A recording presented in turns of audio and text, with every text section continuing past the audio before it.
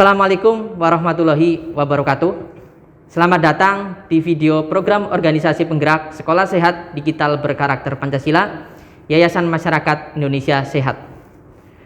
Bapak Ibu yang berbahagia, pada kesempatan kali ini kami akan mengajak Bapak Ibu untuk melihat video terkait kegawat daruratan yang bisa terjadi di lingkungan sekolah.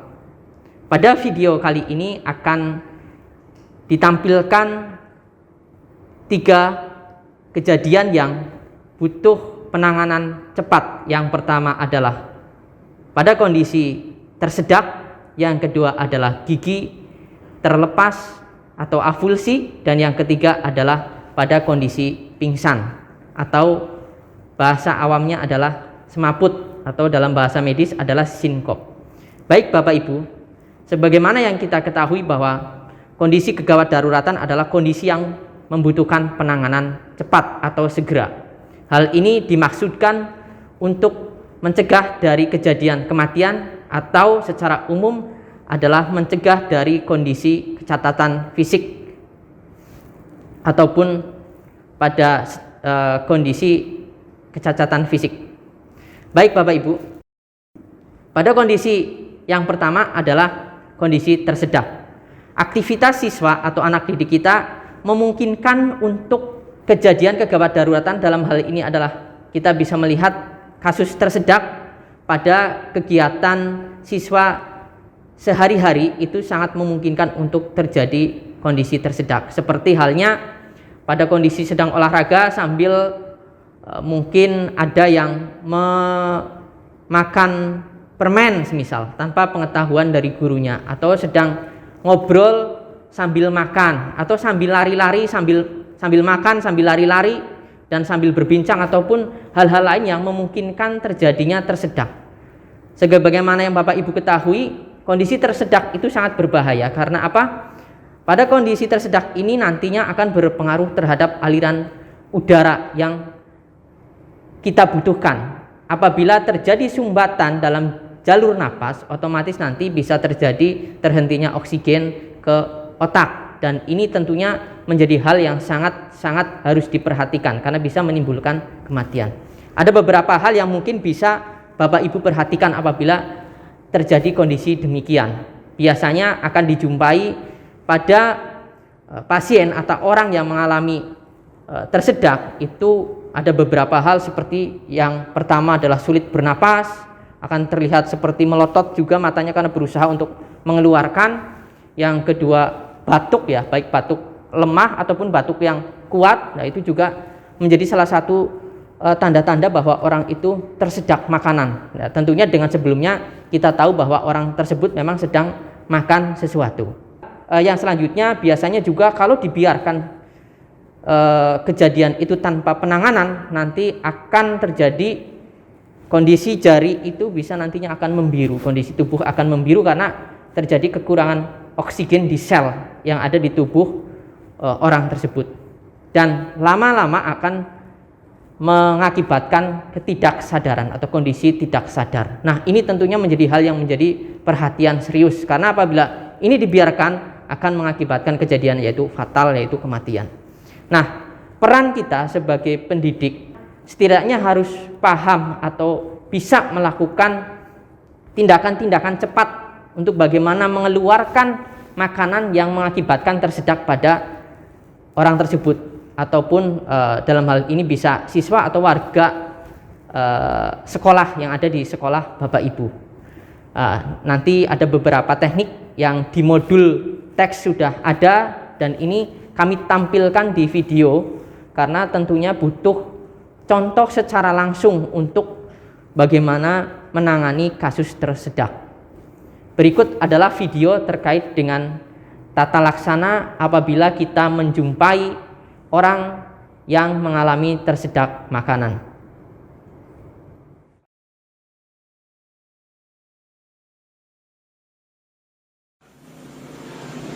Assalamualaikum.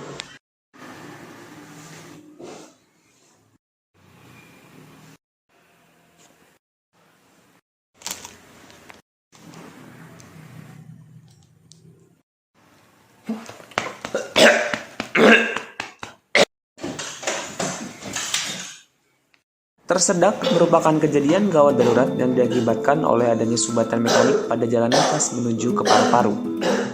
Tersedak membuat pernapasan menjadi terganggu. Hal ini bisa terjadi sebagian ataupun total. Kondisi gawat darurat ini harus segera diberikan penanganan, karena apabila sudah total, maka akan dapat menyebabkan afiksia, hipoksia, dan bisa lebih fatal hingga kematian. Instruksikan pasien untuk membantukan diri hingga sumbatan keluar. Apabila belum bisa, maka informasikan kepada pasien bahwa Anda akan melakukan pertolongan. Bungkukan atau doyongkan tubuh korban ke depan. Berikan 5 hingga 20 kali dorongan atau tepukan pada punggung di antara tulang belikat dengan menggunakan tumit salah satu tangan. Apabila belum berhasil, dilanjutkan dengan teknik abdomen thrust pada pasien dewasa. Penolong berdiri di belakang penderita, posisikan tangan penolong memeluk di atas perut korban melalui ketiak korban. Si genggaman tangan penolong diletakkan di atas perut korban tepat pertengahan antar pusar dan batas pertemuan iga kiri dan kanan. Letakkan tangan lain penolong di atas genggaman tangan pertama, lalu hentakan tangan penolong ke arah belakang dan atas dengan posisi kedua siku penolong ke arah luar. Kemudian, hentakan sambil meminta pasien memuntahkannya. Lakukan berulang kali sampai berhasil, namun tetap harus berhati-hati. Baik Bapak Ibu, setelah Bapak Ibu mempelajari atau melihat video terkait bagaimana penata laksanaan kepada orang yang mengalami kondisi tersedak makanan, tentunya sekarang Bapak Ibu akan lebih sigap apabila mengalami kondisi atau situasi di lingkungan sekolah yang demikian.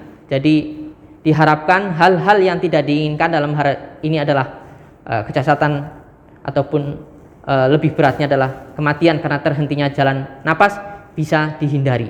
Dan kami berharap pembelajaran ini bisa Bapak Ibu tularkan atau Bapak Ibu demokan atau Bapak Ibu bisa masukkan di dalam pembelajaran siswa melalui RPP Bapak Ibu sehingga kejadian-kejadian demikian tidak terjadi, yaitu dengan memberikan informasi-informasi yang bersifat promotif dan preventif seperti jangan makan sambil berjalan, jangan makan sambil berlari-larian dan hal-hal lain yang memungkinkan terjadinya tersedak. Dan kami berharap juga Bapak Ibu bisa memberikan edukasi terhadap warga di sekolah Bapak Ibu, baik siswa, teman sejawat ataupun masyarakat sekitar ataupun orang tua siswa, mungkin dalam suasana ataupun dalam agenda rapat bersama wali ataupun orang tua siswa bisa Bapak Ibu sisipkan terkait dengan pembelajaran atau bagaimana menghadapi kondisi tersedak ini, sehingga informasi yang Bapak Ibu dapatkan bisa bermanfaat untuk halayak, untuk masyarakat umum. Baik Bapak Ibu, untuk kejadian yang kedua yang sering dijumpai juga adalah adanya kondisi di mana gigi terlepas dari soket ataupun dari tulangnya beserta dengan akar-akarnya. Pada kondisi demikian, kita ketahui sebelumnya bahwa kegiatan-kegiatan siswa di sekolah dasar itu biasanya sangat beragam, olahraga, lari, pingpong, dan yang lain-lain. Itu memungkinkan juga terjadinya kecelakaan yang berakibat terbenturnya area di sekitar wajah. Dalam hal ini kita fokuskan ke kejadian lepasnya gigi dari tulangnya atau dari soketnya. Nah, ini bisa terjadi dan di klinik kami sering menjumpai kondisi demikian. Apabila tidak mengerti atau belum memahami, biasanya gigi tersebut langsung dibuang. Dan apabila kita ketahui padahal gigi pada waktu anak-anak usia sekolah dasar ini sangat menjadi penentu juga untuk perkembangan dari wajah dan kesehatan secara umum. Nah, ini tentunya apa yang bisa dilakukan sebetulnya saat terjadi gigi itu avulsi. Nah, kondisi avulsi itu adalah kondisi di mana gigi itu terlepas dari soket atau tulang tempat di mana gigi itu tertanam karena benturan sehingga terjadi lepas. Nah, ini harus diperhatikan Bapak Ibu, ini juga masuk ke dalam kegawat daruratan dental. Karena apa? Waktu mempengaruhi keberhasilan dari perawatan. Jadi apabila gigi itu lepas, ini harus beberapa yang harus diperhatikan. Yang pertama adalah masih mungkin untuk gigi itu dimasukkan kembali ke dalam lubang tempat gigi itu lepas, Bapak Ibu. Jadi apa yang harus dilakukan? Yang pertama adalah pastikan kondisi pasien dalam kondisi sudah tertangani pada penanganan kecelakaan awal yang bisa dilakukan oleh Bapak Ibu. Mungkin apabila ada darah yang keluar, Bapak Ibu bisa lakukan prosedur dengan kasa, menggigit kasa pada gigi yang lepas itu, ya, menggigit kasa yang sudah dikasih dengan betadin, sehingga nanti darahnya bisa terhenti. Dengan dibersihkan sekitarnya, barangkali ada pasir ataupun ada benda-benda tajam yang menempel di sekitar itu, dibersihkan dulu, nanti suruh menggigit. Dan untuk selanjutnya, bagaimana dengan gigi yang terlepas tersebut? Bapak Ibu, gigi yang terlepas tersebut bisa dimasukkan lagi ke dalam soketnya dengan beberapa pertimbangan. Tentunya nantinya dokter gigi yang akan melakukan tindakan tersebut. Tapi kita sebagai warga sekolah yang memang saat kejadian mungkin Bapak Ibu sedang di tempat, ada beberapa hal yang menjadi hal yang penting untuk bagaimana istilahnya nasib dari gigi yang lepas tersebut bisa dikembalikan ke dalam soketnya. Yang pertama yang diperhatikan adalah kita harus bermain cepat dengan waktu, karena secara teori golden periodnya adalah 2 jam, kurang lebih 2 jam. Jadi kalau selebih dari 2 jam, otomatis prognosis atau hasil perawatannya bisa kurang baik tentunya. Jadi paling bagus adalah di menit-menit awal, 20 menit pertama itu seharusnya sudah bisa segera dilakukan pemasangan kembali. Nah, kalaupun tidak mencukupi karena mungkin juga kondisinya adalah dari sekolah ke tempat fasilitas kesehatan lumayan jauh membutuhkan waktu, tapi kita ketahui adalah golden periodnya adalah 2 jam. Waktu yang kedua adalah bagaimana kita mengkondisikan gigi tersebut agar tetap terkondisikan dengan baik. Dalam hal ini gigi tersebut tidak rusak, terutama sel-sel yang menempel pada sekitar gigi. Itu harus kita pertahankan, Bapak Ibu. Jadi ada beberapa hal yang harus diperhatikan. Salah satunya adalah bagaimana Bapak Ibu membawa gigi yang lepas tersebut menuju ke vaskes terdekat, dalam hari ini puskesmas ataupun rumah sakit yang di situ ada dokter gigi. Jadi ada beberapa media yang memang bisa digunakan untuk membawa gigi yang terlepas tersebut, dan perlu diperhatikan Bapak Ibu, tolong jangan memegang pada bagian akarnya. Pada kondisi tangan yang bersih, nantinya Bapak Ibu pegang pada bagian yang ada emailnya yang putih, bukan pada akarnya, karena di situ ada sel-sel yang tentunya kita harus pertahankan, Bapak Ibu, dan kita bermain-main dengan waktu tersebut. Beberapa cairan yang bisa digunakan untuk media pembawa kita masukkan ke dalam cairan tersebut. Kita bisa menggunakan Hang Balance Salt Solution atau HBSS. Ini juga ada di pasaran. Atau bisa menggunakan Viaspan. Itu juga ada di pasaran.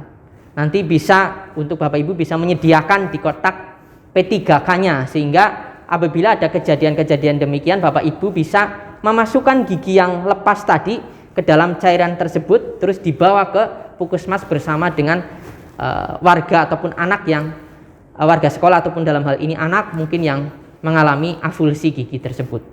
Lantas apakah ada cairan lain lagi selain HBSS dan Viaspan tadi? Bisa, Bapak Ibu, bisa menggunakan larutan salin atau bisa menggunakan cairan yang kita gunakan untuk infus, yang biasa juga untuk membersihkan luka. Itu kan biasanya juga disediakan di kotak P3K UKS sekolah Bapak Ibu. Itu juga bisa dimasukkan ke dalam cairan tersebut, terus dibawa ke rumah sakit atau puskesmas.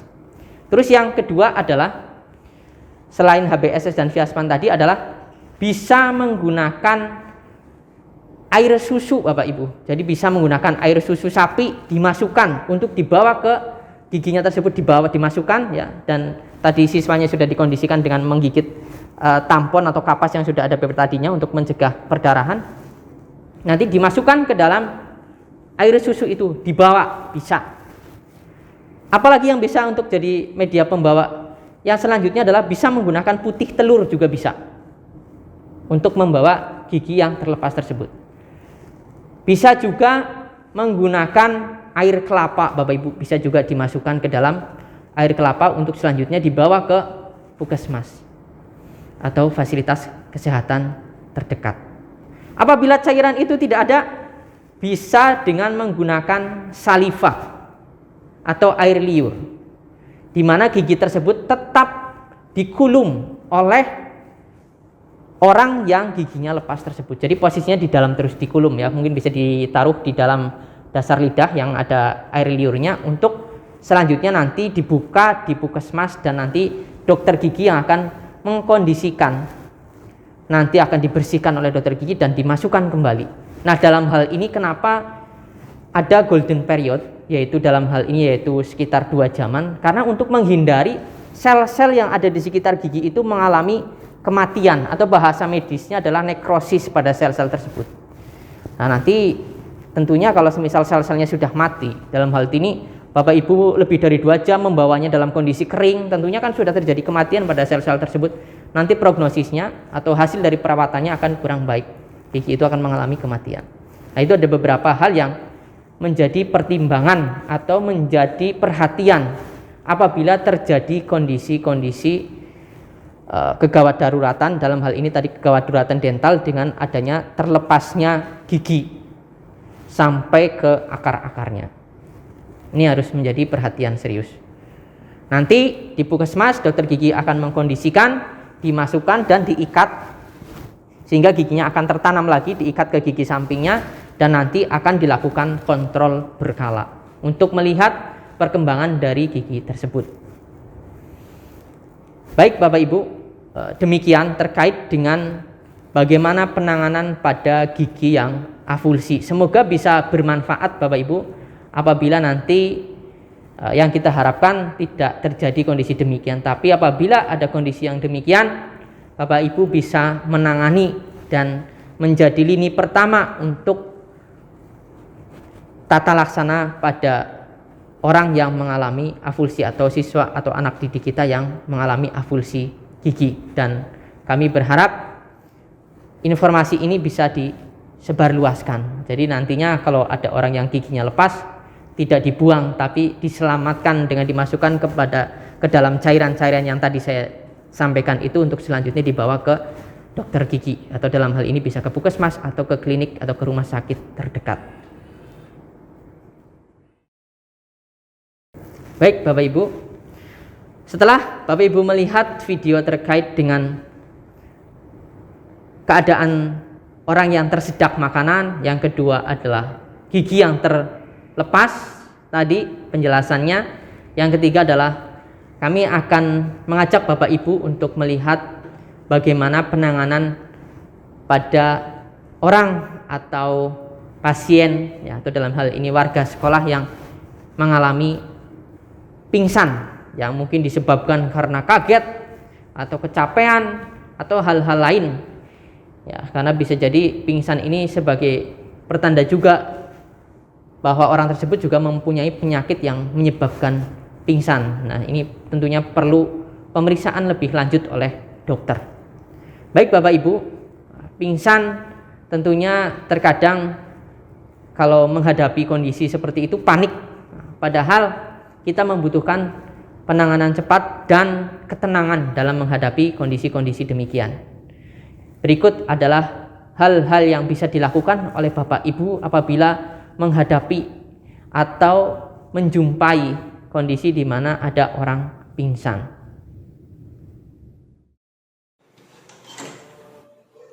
Ya, silakan duduk Mas.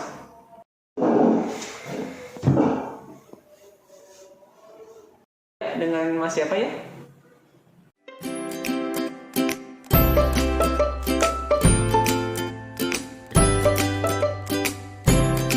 Monggo Mas, duduk Mas.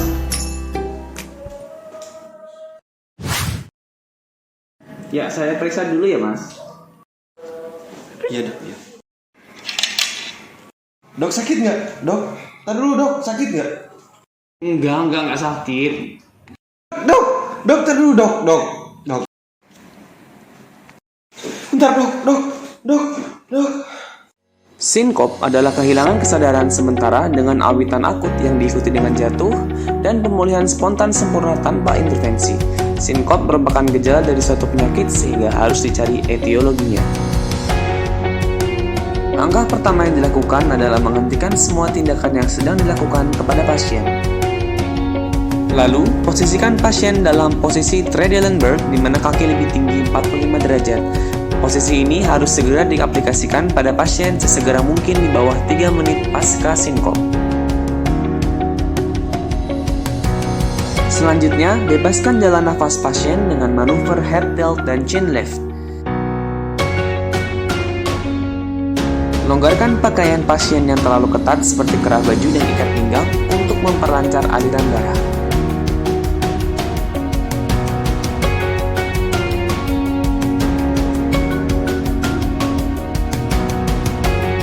Cek vital sign pasien secara berkala. Pasien juga dapat diberikan oksigen murni dengan kecepatan aliran 6 hingga 8 liter per menit.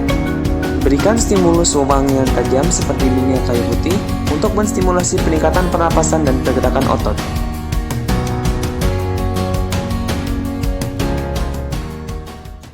Apabila tidak ada perbaikan dalam 15 hingga 20 menit, dapat dilakukan prosedur basic life support dan evaluasi kembali penyebab sinkop.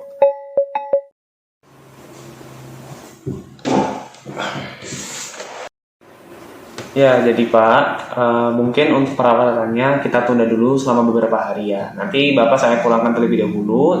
3 hari kalau misalnya nanti ada keluhan, pusing atau bagaimana, bisa ke sini terlebih dahulu. Iya dok, siap dok. Bapak Ibu yang berbahagia, demikian video yang kami sampaikan kepada Bapak Ibu, semoga bermanfaat dalam hal ini terkait 3 kondisi, yaitu kondisi tersedak makanan, yang kedua adalah terlepasnya gigi dari soket atau dari tulang yang merupakan tempat di mana gigi itu tertanam, dan yang ketiga adalah terkait dengan orang yang pingsan atau semaput atau sinkop. Semoga dengan adanya video ini menambah hasanah pengetahuan bagi kita semua, dan tentunya akan menjadi sesuatu yang bermanfaat karena bisa menjadi suatu kemampuan Bapak Ibu untuk menyelamatkan nyawa seseorang. Kami berharap video ini tidak hanya terhenti di Bapak Ibu saja, tapi bisa menjadi sebuah informasi yang bermanfaat untuk orang lain, masyarakat secara umum, ataupun warga sekolah, orang tua siswa, dan tetangga sekitar mungkin di rumah, sehingga apabila ada kondisi-kondisi yang tadi kami paparkan melalui video, Bapak Ibu bisa melakukannya karena itu sangat penting sekali. Dan kami juga berharap Bapak Ibu mempunyai tambahan kompetensi atau hasanah pengetahuan yang nantinya bisa Bapak Ibu tempelkan di RPP Bapak Ibu atau di dalam kurikulum, yang dalam hal ini pelaksanaannya melalui RPP nantinya, untuk bagaimana nantinya bisa melakukan tindakan promotif dan preventif agar kondisi-kondisi demikian yang ada di video tadi tidak terjadi. Mungkin itu secara singkat penjelasan dari kami, semoga bermanfaat. Assalamualaikum warahmatullahi wabarakatuh.